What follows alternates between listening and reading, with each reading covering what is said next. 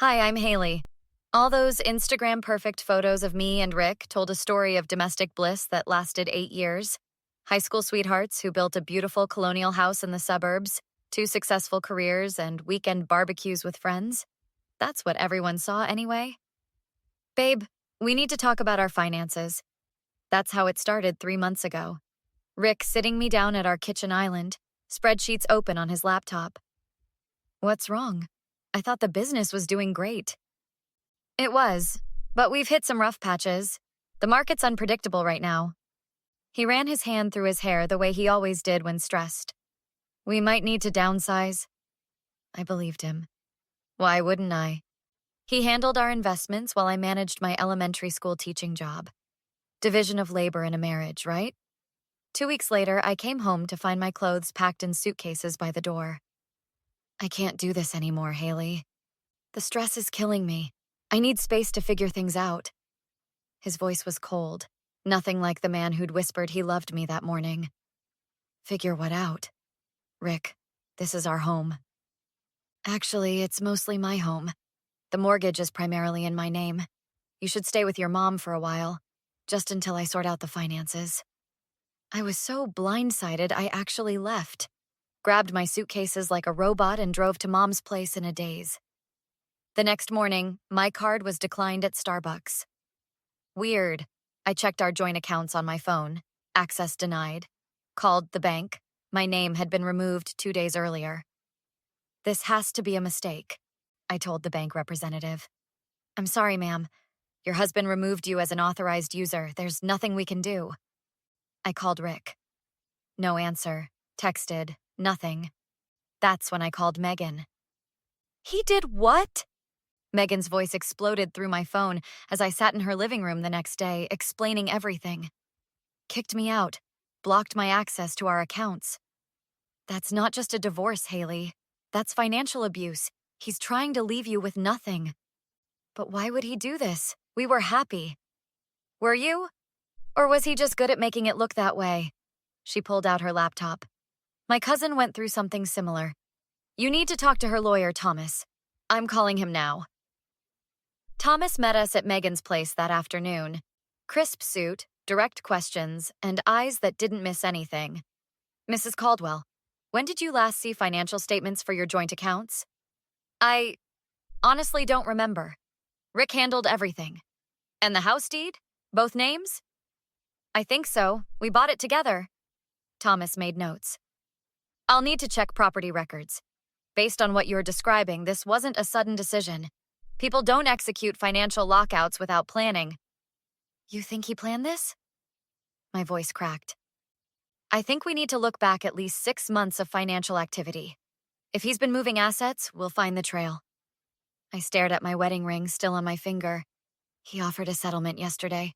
$30,000. Said I should be grateful. Don't sign anything, Thomas said firmly. Not one thing. I looked up, something hardening in my chest. I won't. If he wants to play dirty, he has no idea who he's dealing with. The next morning, I met Thomas at his downtown office, determined to understand what Rick had been hiding. Let's start with what you know about his business dealings. He has a marketing firm with his partner, Sarah. They landed some big contracts last year. Thomas typed notes on his laptop. We need bank records, property documents, business filings, anything with both your names. For the next week, I became a detective in my own marriage. I dug through old tax returns I'd signed but never really read. Found statements buried in email folders Rick thought I never checked. Look at this. I pointed at my laptop screen during my follow-up with Thomas. 3 transfers to an LLC I've never heard of, starting 8 months ago. Thomas leaned forward. Right after your business had that successful quarter. Classic hiding of assets. He's been planning this almost a year. How could I have been so stupid? You trusted your husband. That's not stupidity. As I left Thomas's office, my phone buzzed with a text from an unknown number. Need to talk about Rick. Coffee shop on 4th, 2 p.m. Sarah, I almost didn't go. Sarah had always been Rick's friend first, but curiosity won. The coffee shop was crowded when Sarah slid into the seat across from me, looking nervous. Thanks for coming. I shouldn't be here. Then why are you? She pushed a folder across the table. Because what Rick's doing isn't just wrong. It's illegal. And I'm not going down with him. Inside were copies of business documents showing my signature on papers I'd never seen. These are forged. I never signed these. I know. Rick had someone copy your signature to transfer company shares. I confronted him. He said you had agreed verbally. That's a lie. I figured. Look, I'm not your friend, but I don't want any part of fraud. These are copies of everything. The originals are in the company safe.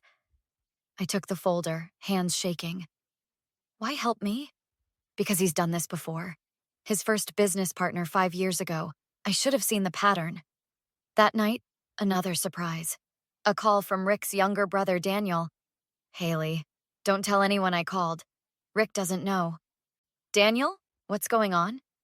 I overheard Rick talking to his lawyer. He's got a storage unit under a different name. Unit 327 at Safe Store on Willowbrook. There's stuff there he doesn't want found. How do you know this? I've watched him screw people over my whole life.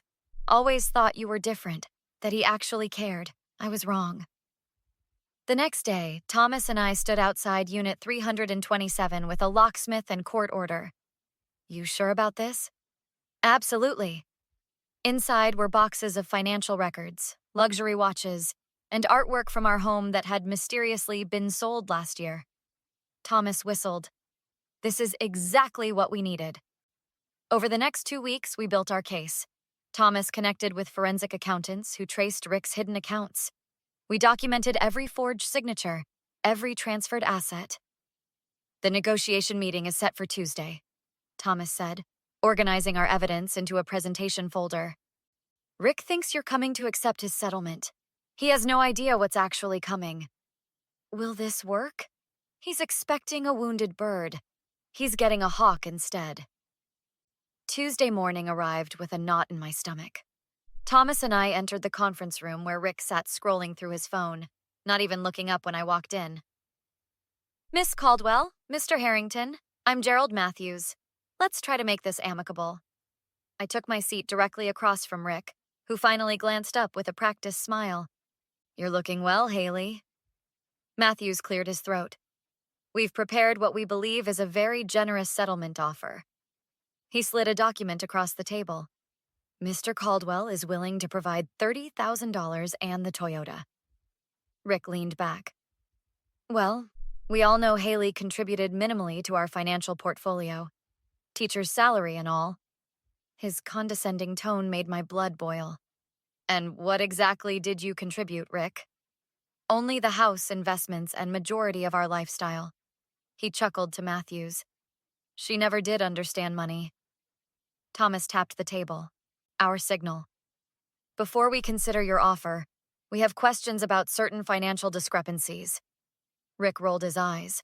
There are no discrepancies. Then perhaps you can explain these transfers to Lakeside Holdings, LLC? Thomas displayed bank statements. Rick's smile faltered. Business investments?